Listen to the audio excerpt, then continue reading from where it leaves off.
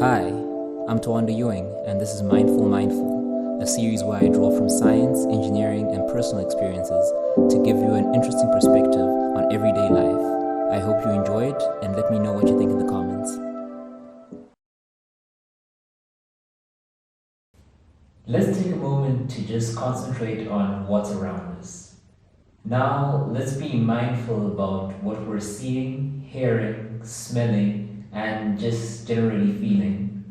For each of us, this is our perspective, and one thing about it is that it's unique. No other human in our existence has, can, or will ever be able to experience what we're experiencing in this very moment.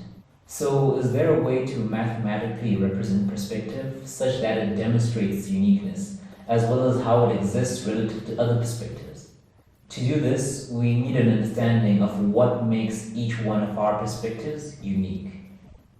Well, firstly, we can look at this on a purely physical basis. The space that we're occupying for our senses to be able to receive the information that they are cannot be occupied by another human being. If we moved out of the way for someone else to try out the space, it's very improbable that they'll be able to occupy it in the exact same way, thus making our perspective slightly different. Okay, but what if somehow we managed to do it and created a way for two people to have the exact same sensory experience?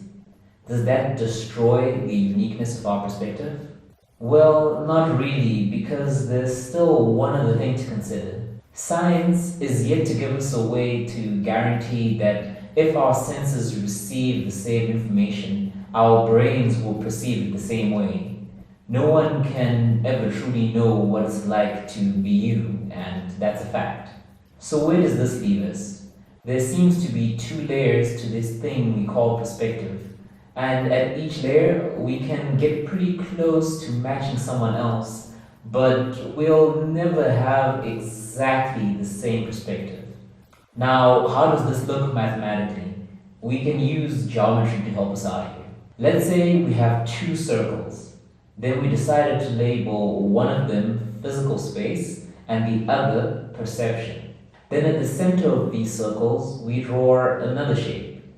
It can be any shape really, but I just like using a triangle. Next, we draw a straight line from the center of the triangle to any point on the circle. If we think of ourselves as an infinitely small point that's on the circle, then this line represents our perspective in the physical space, which produces our perception. The view we see at the center is our experience, and unless someone is standing right on top of us, they won't be able to see what we see.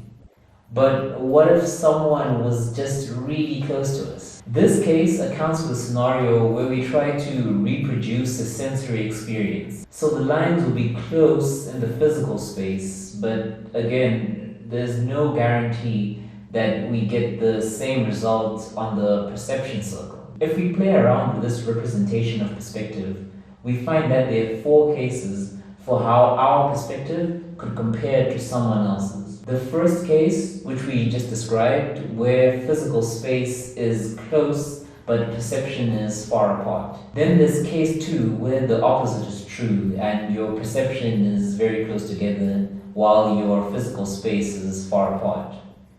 Case 3, we find both physical space and perception are close. And finally, case 4, where both are far apart.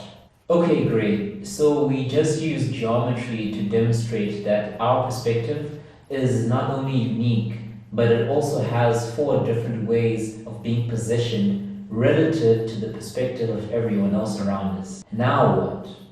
How is knowing this going to help us in our day-to-day lives? Well, from the get-go, keeping this model of perspective in mind is a great reminder that your experience is unique.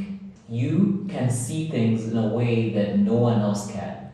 And that means sometimes when people don't understand what you do, don't take it personally because they have no way of seeing it from your perspective. On the other hand, it allows us to also acknowledge that we're limited by the uniqueness of our perspective. Sometimes to a point that we're unable to see what is so clear for others to see. This means that we need to be able to take in what people are trying to tell us and analyze it objectively. Because sometimes our plans have covered all the possible outcomes of our perspective, but what about the things that we have no hope of ever seeing coming? Lastly, is that the four cases make us aware of how our perspective can be different or similar to the people around us. Being able to identify which case you're in can assist in expressing your views more clearly.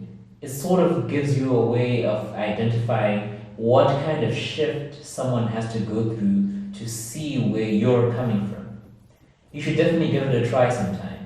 But until next time, stay mindful. Taking your relationships, I'm on some other shit. I know I'm different, not a black but a darker sheep. I shape shift colors with people to harden partnership. My mind is pondering, barely stretching the power sip. A power sifter sipping the elixir is a power sip. It's summer, winter, autumn, children are the offspring. Singing beautiful tunes, I'm sitting under God's wing. Looking at days when I'm sitting still and I'm proper placed. I couldn't wait a while away to see your smile fade away. I'm eyes a minute and celebrate as I motivate. God's great, different, serious feelings of hate. I demonstrate that I'm love-based and